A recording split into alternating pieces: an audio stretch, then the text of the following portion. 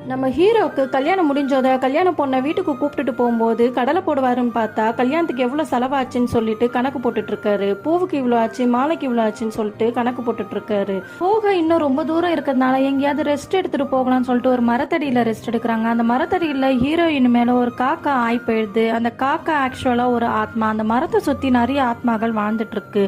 ஆத்மாக்கள் உருவமாகிற சக்தியும் இருக்கு. அந்த நேரத்துல அந்த காக்கா அந்த ஹீரோயினை பார்த்துட்டு ஆசைப்படுது. உடனே அனிலா மாதிரி அந்த ஹீரோயின் கிட்ட போகலாம் பார்க்கும்போது அந்த ஹீரோயினுக்கு கல்யாணம் ஆயிடுச்சுன்னு தெரிஞ்சனால அந்த ஆத்மா டீசெண்டா அங்கேயே நின்னுடுது. வீட்டுக்கு போனது ஃபர்ஸ்ட் நைட்டுக்காக ஹீரோயின் கிட்ட பாலை கொடுத்து ஹீரோ கிட்ட கொடுக்க சொல்றாங்க. ஹீரோ அந்த நேரத்துல உட்காந்துக்கிட்டு கணக்கு போட்டுட்டு இருக்காரு. ஹீரோயின் பார்த்து நாளைக்கு விசேஷமான நாள், பிசினஸ் டூர் அங்க நல்லா இருக்கும், அதனால நான் இன்னைக்கு நைட்டே கிளம்ப, திரும்பி வர 5 வருஷம் ஆகும் அப்படின்னு சொல்லிட்டு மனசாட்சியே இல்லாம கல்யாணம் அன்னைக்கே கிளம்பி போயிடுறாரு. கிளம்பி போன நம்ம ஹீரோ அந்த மரத்தடியில போய் ரெஸ்ட் எடுக்கிறாரு. அந்த ஆத்மா என்னடா இவன் கல்யாணம் அன்னைக்கே இவன் வந்து இங்க உட்காந்துட்டு இருக்கான்னு சொல்லிட்டு உருவம் மாறி அவர்கிட்ட போய் கேக்குது. நான் இந்த மாதிரி பிசினஸுக்காக வெளியூர் போக திரும்பி வர 5 வருஷம் ஆகும்ட்டு அந்த ஆத்மா கிட்ட சொல்றாரு. இதுதான்டா நல்ல சான்ஸ்ன்னு சொல்லிட்டு அந்த ஆத்மா ஹீரோ மாதிரி உருவம் மாறி மறுபடியும் அந்த ஹீரோயின் கிட்ட வீட்டுக்கு போயிடுறாரு.